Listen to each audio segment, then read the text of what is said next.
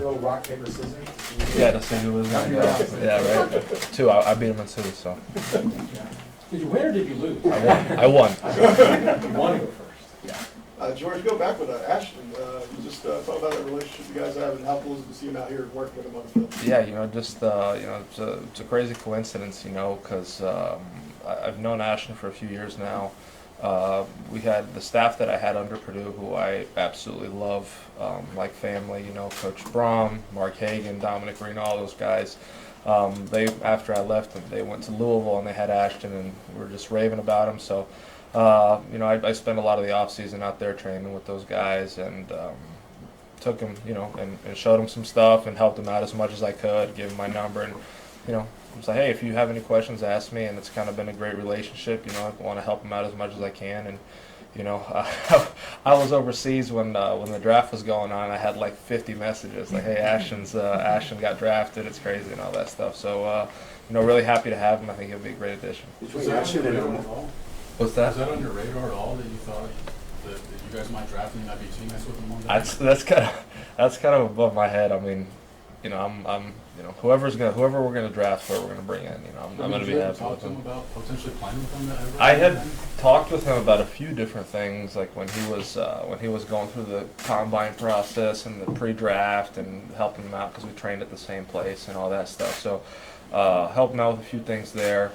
You never think, there's 32 teams. You never think that it'll happen like that, but stars align and it happens. So. What is it about his game that impresses you?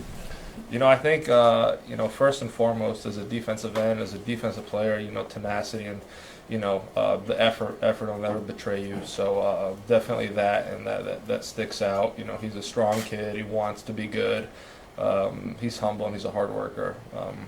All that is aside from all the great physical attributes he has. So I think he'll be a great player in this league. George, between that addition and Omar, it was 4 picks. You just added to the defensive line. Yeah. Just what do you think that's going to mean for the pass rush this year? Yeah, I mean, I think I know those guys. They're young, they're eager, they want to learn, they're humble.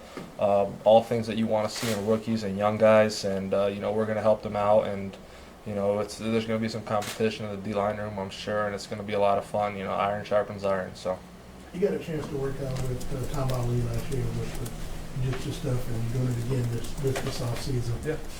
Any thoughts of bringing some of your other teammates along to kind of help them? Because obviously, anybody who wants to come is welcome. So. Hey George, what does it mean to you to have Chris Jones here in a week like this? It's huge. When we're all together, when the band's together, it's great. We have a lot of fun. We get better. It's felt like an in-season practice almost, because we were going at it. We were working on stuff, so it's a lot of fun, and it's great to have everybody together. George, on the business side of football, the Chiefs exercised a 50-year option on you. What did that mean to you, and how hopeful are you that you are able to work out something long-term that you are here beyond that? Yeah, I'll let whoever is to handle that, but, I'd like to be here as long as I can. My now fiance and I absolutely love Kansas City, love this organization, so, I'll let whoever is to handle that, but I love it here. Your advanced metrics last year, suggested that you probably had a better season than like the sacks show, and that's what people focus on. How does it feel? I mean, you were maybe last week one of the most underrated players in the league. Do you feel like that you're underrated, or do you feel like there's something you still need to prove? I don't need to prove anything to anybody other than the people in this building. That's how I feel.